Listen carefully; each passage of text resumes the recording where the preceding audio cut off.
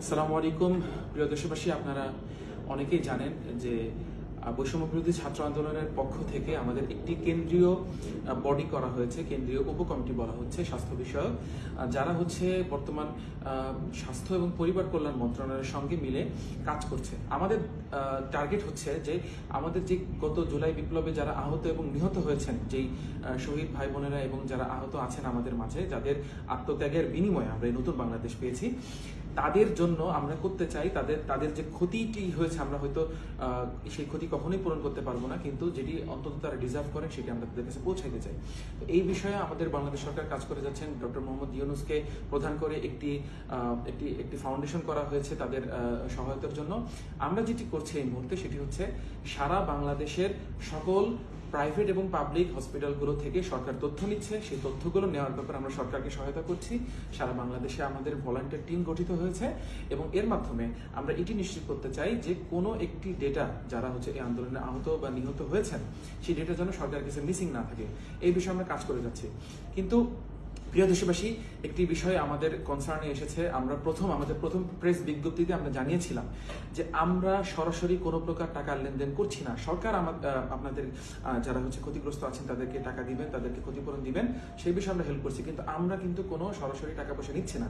কিন্তু অনেকের emergency funding এর প্রয়োজন হচ্ছে, অনেকে আছেন 1 মাস ধরে চিকিৎসা নিচ্ছেন, যার কারণে পরিবার অচলায়তনের মধ্যে পড়ে গিয়েছে, যে অচলায়তনটা ভাঙার দরকার। আমরা সেক্ষেত্রে যারা হচ্ছে যেসব ডোনাররা আমাদের সঙ্গে যোগাযোগ করছেন তাদের সঙ্গে আমরা হচ্ছে এই যাদের নিডি পিপল তাদেরকে আমরা হচ্ছে তাদের সঙ্গে কানেক্ট করিয়ে দিচ্ছি, কিন্তু আমরা নিজেরা কিন্তু কোনো টাকা লেনদেন করছি না।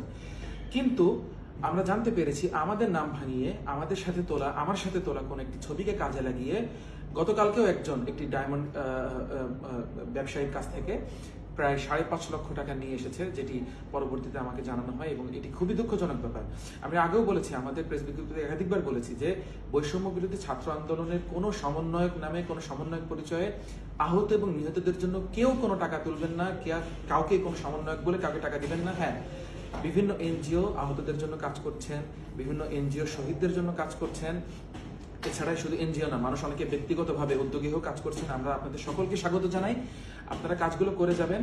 কিন্তু সমন্বয়ক নাম দিলেও আপনারা তাকে বিশ্বাস করে নিলেন, তার কাছে টাকা দিয়ে দিলেন, এই কাজটি আপনারা কেউ করবেন না, দয়া করে।